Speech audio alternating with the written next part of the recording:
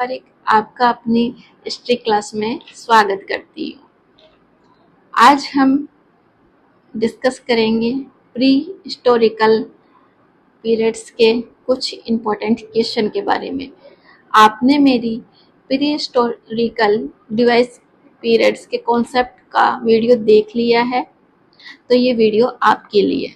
नहीं देखा तो कोई बात नहीं है, पहले प्री हिस्टोरिकल डिवाइस का कॉन्सेप्ट वीडियो देख लीजिए, उसके बाद में आप इस कॉन्सेप्ट को दोहरा सकते हैं। तो आइए आज हम शुरू करते हैं। हम इम्पोर्टेंट कुछ क्वेश्चन के बारे में डिस्कस करेंगे, साथ में मैं आपको एक्सप्लेन करूंगी कि ये क्वेश्चन का आंसर क्यों है, और उसके बाद में हम नेक्स्ट क्वेश्चन को फॉलो करेंगे। हमारा फर्स्ट क्वेश्चन है, प्राग ऐतिहासिक काल प्री हिस्टोरिकल पीरियड्स से क्या अभिप्राय है।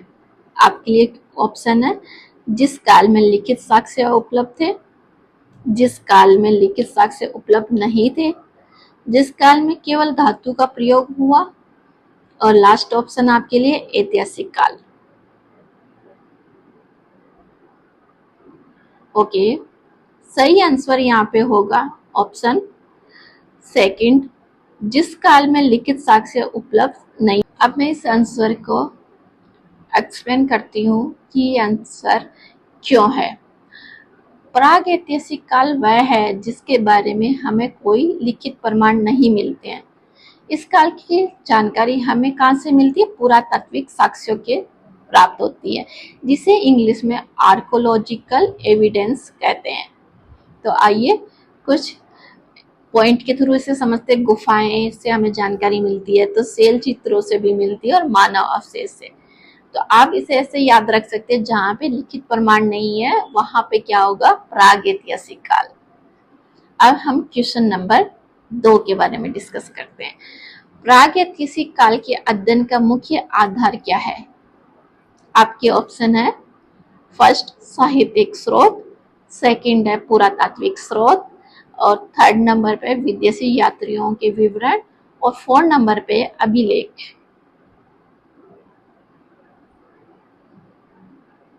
ओके, आपका सही आंसर होगा सेकंड ऑप्शन, पुरातात्विक स्रोत। क्यों? आइए हम जानते हैं। क्योंकि इस काल में लेखन कला का विकास नहीं हुआ था, इसलिए इतिहासकार और आर्कियोलॉजी खुदाई से प्राप्त अवशेषों के आधार पर जानकारी प्राप्त करते हैं। अब हम क्वेश्चन नंबर 3 के बारे में डिस्कस करते हैं। प्राग ऐतिहासिक मानव का मुख्य व्यवसाय क्या था?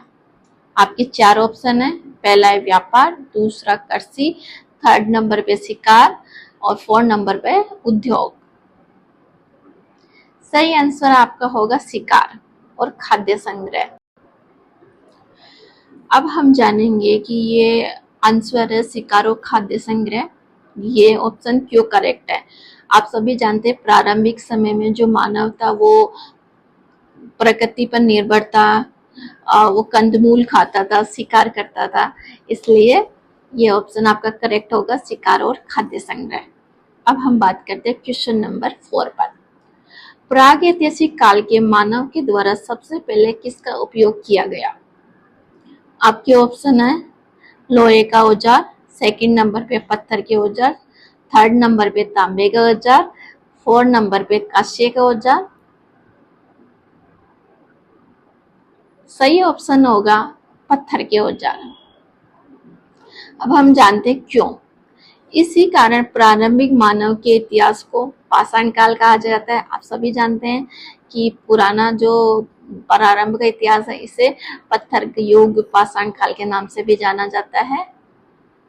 तो वहां पे सबसे पहले औजार भी पत्थर के मिलेंगे। Okay, question number 5। प्राग ऐतिहासिक काल के अध्ययन में सेल चित्र, जिसे रॉक पेंटिंग्स भी कहा जाता है, तो इसका क्या महत्व है? ऑप्शन है, आपके 4 ऑप्शन है। पहला है व्यापार की जानकारी, मानव जीवन और संस्कृति की जानकारी, राजाओं की सूची, कानून की जानकारी। आपका ऑप्शन होगा सेकंड ऑप्शन सही, मानव जीवन और संस्कृति की जानकारी। अब हम जानेंगे कि ये ऑप्शन सही क्यों है। शैल चित्र से हमें उस समय के मानव के शिकार, नृत्य और दैनिक जीवन की जानकारी मिलती है और इससे उस समय का जो मानव कैसे रहता था उसके गहनता से हम अध्ययन कर सकते हैं।